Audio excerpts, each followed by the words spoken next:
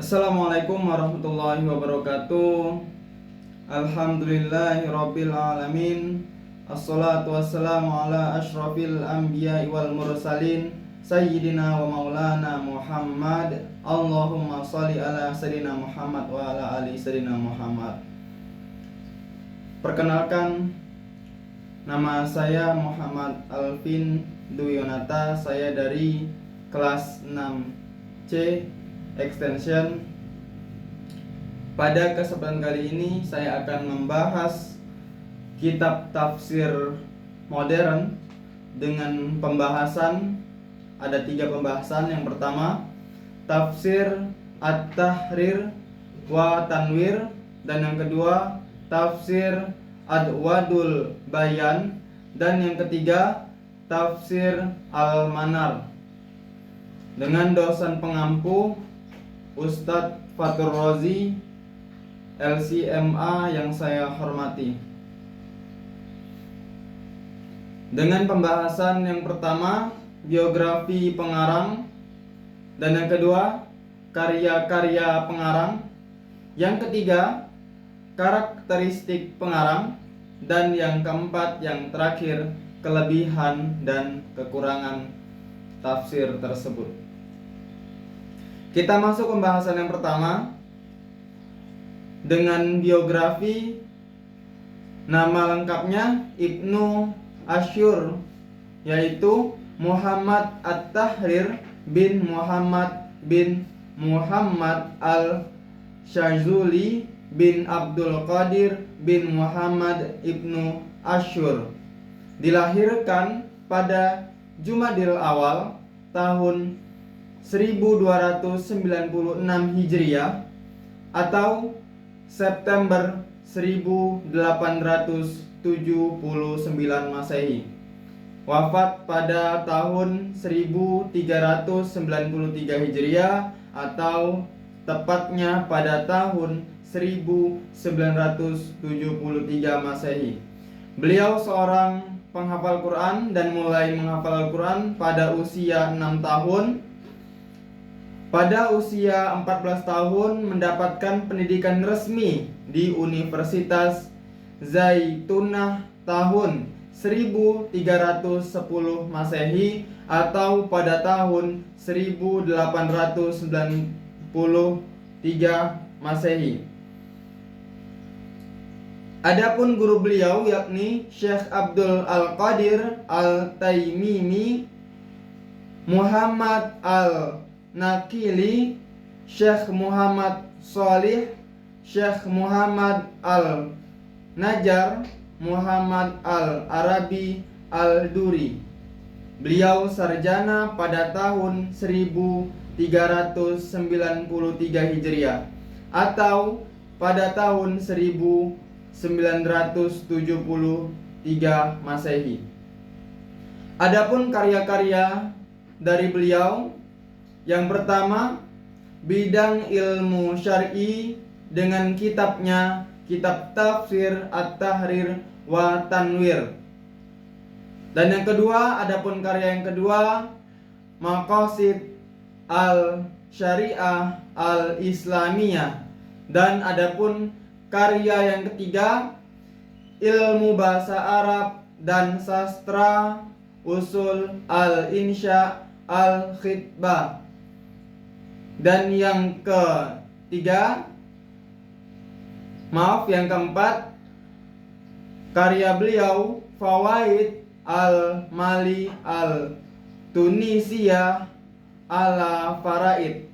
Dan yang terakhir, yang kelima, Usul al-Nizam al-Subuhu biqarib. Masya Allah, semoga kita dapat mempelajari atau sedikit memahami karya-karya yang telah dibuat oleh beliau, dan semoga menjadi bermanfaat untuk kita semua. Dan yang selanjutnya, adapun sistematika penulisan di karya-karya beliau. Yang pertama, dimulai dengan menjelaskan keutamaan makiyah atau madaniyah dan jumlah ayat. Dan yang kedua, menjelaskan kandungan surah secara global dalam poin yang berbeda sesuai tema dan masalah susunan dalam Al-Quran. Dan yang terakhir, yang ketiga, langkah akhir menjelaskan kandungan ayat atau beberapa ayat yang memiliki masalah secara rinci. Adapun kelebihan dan kekurangan dalam karya beliau, yang pertama, kelebihannya yakni menulis poin-poin yang belum ada pada tafsir sebelumnya. Dan yang kedua, keselarasan satu ayat dengan ayat lainnya. Dan yang ketiga, menjelaskan sisi ijaznya secara mendetail dan terbuat dalam satu kitab tersendiri. Dan yang keempat, gaya bahasanya dalam tafsirnya mudah dimengerti. Dan yang kelima, kelemahan menitik beratnya pada makan mufradnya dalam bahasa Arab. Selanjutnya, meneruskan tafsir Abil Walid Ibnu Rusdi dalam kitab Al-Bayan. Dan yang terakhir, tidak mencantumkan asbabun nuzul secara jelas. Mungkin itu tadi kelebihan dan kekurangannya. Kita masuk di pembahasan yang kedua. Ada tafsir Adwadul Bayan atau sering disebut atau kita dengar tafsir Al-Bayan. Kita bahas seperti tadi, yang pembahasan pertama biografi pengarang, metode dan corak penafsiran maksudnya. Dan yang ketiga, kelebihan dan kekurangan tafsir atau karya-karya di tafsir Al-Bayan ini tadi. Adapun biografi pengarang atau tafsir Al-Bayan ini, Asy-Syaikh namanya Asy-Syaikh Asy-Shinqiti adalah Muhammad Al-Husain bin Muhammad bin Bukhtar Al-Jilani Asy-Shinqiti. Ayah beliau wafat waktu beliau masih balita. Jadi beliau masih balita, sudah ditinggal oleh ayahnya. Beliau menghafal Al-Quran pada pamannya ketika umur beliau masih berusia 10 tahun. Dan beliau salah seorang anggota Lajnah Ad-Dima di Shinqiti.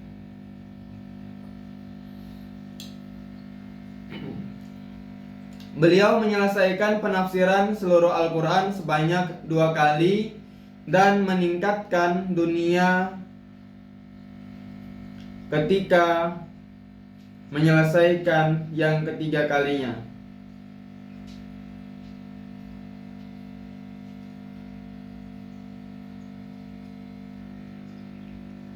Beliau mengajar tafsir di Masjid Nabawi pada tahun 1371 Hijriah atau 1951 Masehi sampai dengan tahun 1381 Hijriah atau 1961 Masehi di Universitas Islam Al-Jami'ah Al-Islamiyah pada tahun 1385 Hijriah atau 1965 Masehi. Beliau sebagai pengajar tafsir Al-Quran dan Al-Ulum Madinah pada tahun 1369 Hijriah atau 1949 sampai dengan 1950 Masehi.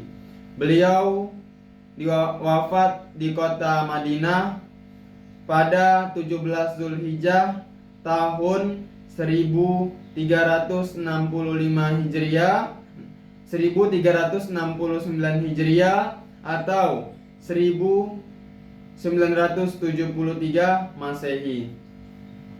Adapun metode dan corak, metodenya metode tahlili, yang mana mufasirnya berusaha menjelaskan kandungan ayat dari berbagai seginya dengan memperhatikan urutan ayat Al-Quran sebagaimana tercantum dalam Al-Quran, atau lebih tepatnya dikelompokkan dengan metode tafsir muqarrin yang membedakan perbandingan ayat dengan ayat, atau ayat dengan hadis, atau pendapat-pendapat para ulama. Adapun corak penafsiran tafsir Al-Bayan, sedangkan coraknya adalah corak fikih, dikarenakan pengarangnya adalah seorang yang menekuni bidang fikih dan menjadi pengajar bidang fikih baik di Madinah maupun Riyadhah. Adapun kelebihan dan kelemahan tafsir Al-Bayan, kitab tafsir Adwaul Bayan menjelaskan Al-Quran, ini kelebihannya ya, menjelaskan Al-Quran dengan Al-Qurannya sendiri. Di samping itu beliau tidak fanatik dalam suatu mazhab. Jadi beliau tidak terlalu fanatik di suatu mazhab dalam menafsirkan kitab tersebut. Padahal beliau bermazhab Maliki, kemudian dilengkapi penjelasan tambahan, penjelasan seperti contohnya pembahasan tentang beberapa masalah kebahasaan, lughah, dan hal-hal yang diperlukan.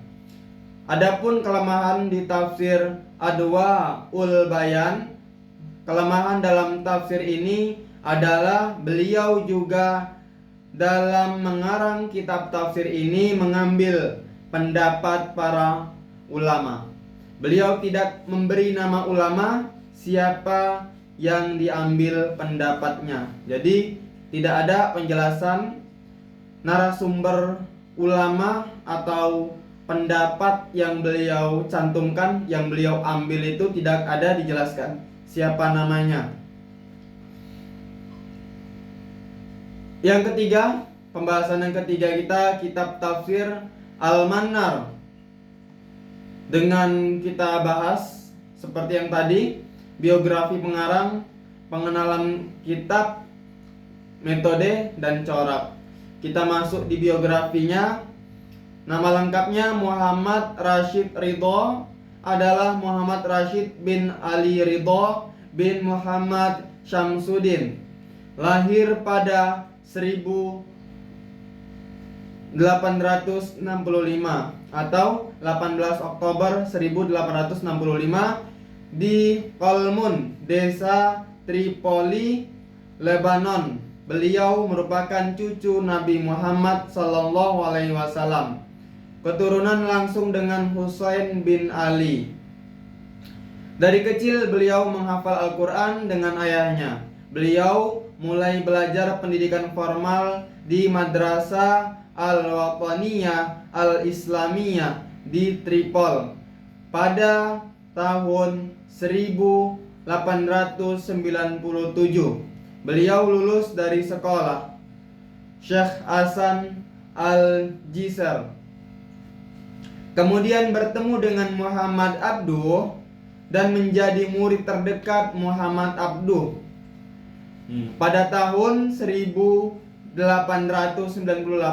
beliau berhasil menerbitkan tafsirnya, yaitu Tafsir Al-Manar, pada tanggal Jumadil Awal 1345 Hijriah atau 22 Agustus 1935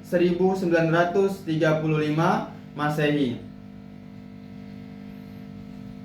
Adapun kitab beliau, nama kitabnya Kitab Tafsir Al-Hakim. Segi kitab tafsir yang menghimpun riwayat yang sahih dan penangan yang tegas. menjelaskan hikmah syariah serta sunatullah terhadap manusia, dan fungsi Al-Quran sebagai petunjuk. Kitab ini bermula dari kuliah tafsir Quran yang diterbitkan oleh Muhammad Abduh di Universitas Al-Azhar Mesir. Muhammad Abduh wafat pada tahun 1905 dan dilanjuti oleh Rashid Ridho sebagai penerus beliau. Jadi Rashid Ridho ini murid dekatnya Syekh Muhammad Abduh. Jadi Rashid Ridho meneruskan karyanya Muhammad Abduh dengan tafsir tadi. Kita ulangin lagi, tafsir Al-Quran Al-Hakim. Adapun metode dan corak penafsirannya dengan metode tahlili atau analisis, yaitu metode tafsir yang mufasirnya menjelaskan kandungan ayat Al-Quran dengan menganalisis secara kronologis dari berbagai seginya. Dan coraknya tafsir adab ijtimai, yaitu mengungkapkan isi kandungan, menjelaskan isi kandungan Al-Quran dengan menggunakan ilmu nahwu dan balaghah.